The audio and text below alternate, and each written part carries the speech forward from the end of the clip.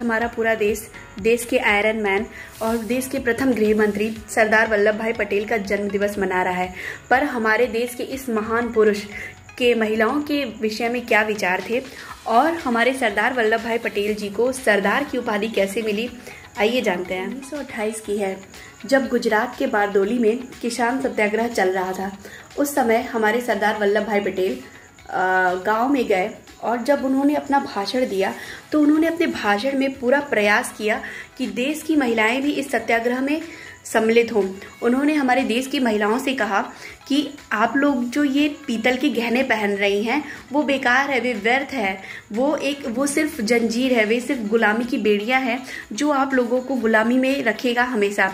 आप लोग इसे उतार कर फेंकिए और देश के स्वतंत्रता संग्राम में शामिल होइए और आगे बढ़िए। उस वक्त में सरदार वल्लभ भाई पटेल ने एक बारडोली ग्राम सभा में किसान आंदोलन के समय अपने दिए हुए भाषण में महिलाओं को ये कहा कि आप लोगों ने जो ये पीतल के गहने पहने हुए हैं ये सिर्फ गंदगी देता है, स्किन की बीमारी देता है, आप लोग इसे उतार कर फेंकिए और देश के स्वतंत्रता संग्राम में आप लोग बढ़ चढ़ कर हिस्सा लीजिए। और उत्थान के लिए हमारे सरदार जी ने बहुत सारे प्रयास किए थे।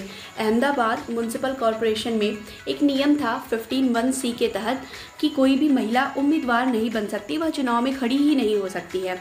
इसका हमारे सरदार जी ने कड़ा विरोध किया। उन्होंने कहा कि यह तो हमारे देश के आधी आबादी के साथ सरासर नाइंसाफ़ी है। फिर उन्होंने 13 फरवरी 1913 को एक प्रस्ताव पारित करके अहमदाबाद की महिलाओं को यह हक दिलाया कि वे म्युनिसिपल कॉरपोरेशन के चुनाव में उम्मीदवार बन सके, लड़ सके और जीत सके। सरदार वल्लभ भाई पटेल महिलाओं के साथ हो रहे किसी भी भेदभाव के खिलाफ थे। सन 1928 की बात है, जब हमारा देश आज़ाद नहीं था और महिलाओं को सिर्फ चूल्हे चौके तक ही सीमित रखा गया था। देश में गिनी चुनी ही ऐसी महिलाएं थीं जो कि काफ़ी आगे आकर कुछ काम कर रही थी। उस वक्त भी हमारे देश के लौह पुरुष ने गांव की महिलाओं को ये प्रेरणा दी कि वे अपने गहनों को उतारें और आगे आए, समाज में स्वतंत्रता संग्राम में भाग लें।